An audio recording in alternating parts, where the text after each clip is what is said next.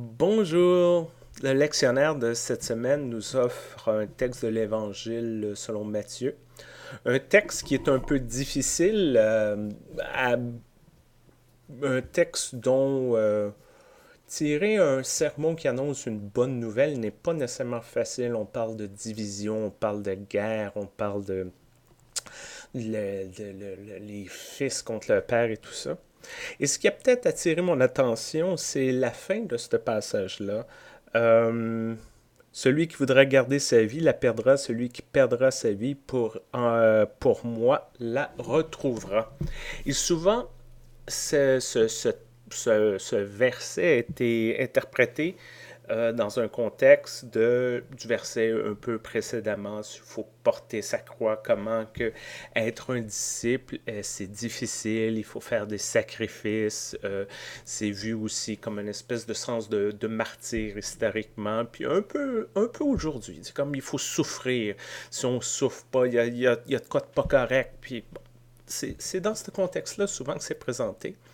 Mais aujourd'hui, lorsque je regarde ça, je ne peux pas m'empêcher de penser à la situation actuelle des églises en Amérique du Nord, puis peut-être plus spécifiquement de l'Église unie du Canada, de nos paroisses francophones et plusieurs paroisses anglophones, dans le sens où souvent, lorsqu'on a une réflexion sur qu'est-ce qu'on veut faire, l'idée, c'est de préserver la structure.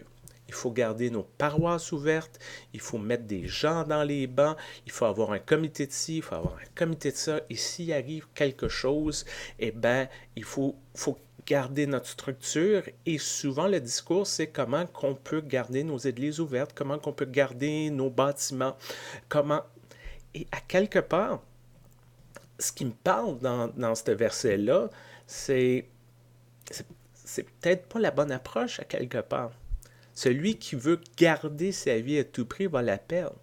Et dans un sens où on est dans une société en transformation, une société en changement, qu'on aime ça, qu'on n'aime pas ça, c'est ça quand même la réalité.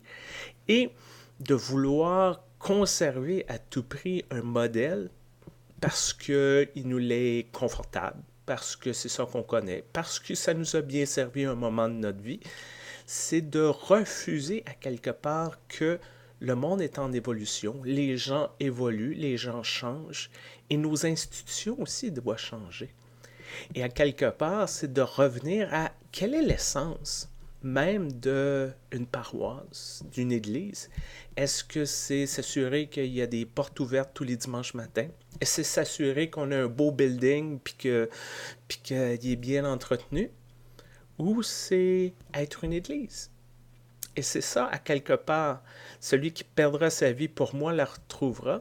C'est peut-être un message d'espoir. Je ne dis pas nécessairement de tout jeter par-dessus bord, mais de se dire, c'est de dire, OK, on va peut-être, dans ce monde de transformation-là, laisser certaines choses mourir, mais et on va peut-être prendre des chemins, on va peut-être débuter l'initiative qui ne sont pas évidentes, on va peut-être se dire, oh, c'est pas ça. Je veux dire, logiquement, ça n'a pas d'allure. On va essayer. Il y en a qui vont réussir, il y en a qui ne réussiront pas. Mais à quelque part, dans cette volonté d'évoluer, dans cette volonté de se centrer sur quel est notre but premier d'être une église, c'est là qu'on va trouver une vie. Et lorsque les gens nous posent des questions, ils viennent, oui, l'édifice est beau, mais il y en a partout des beaux édifices, il y en a partout des musées, il y en a partout. Ce qui viennent, à quelque part, c'est pour une raison religieuse, pour de la spiritualité, pour un cheminement. Et c'est ça, à quelque part. C'est ceux qui euh, perdent la vie pour moi, qui se focus sur ce que j'ai à faire, ce que j'ai essayé d'offrir, ceux qui continuent ce message-là vont trouver quelque chose. Et c'est peut-être ça le message d'espoir qu'on a à faire devant cette transformation-là devant nous, qui peut faire peur, qui peut inquiéter. À quelque part, il y a un message d'espoir. Il y a quelque chose de réassurant. Que si on s'accroche à quelque part à l'essence même de ce qu'on est supposé être, au-delà de ce qu'on a construit comme institution, puis tout ça, si on s'accroche à ce qu'on est fondamentalement, on va trouver quelque chose.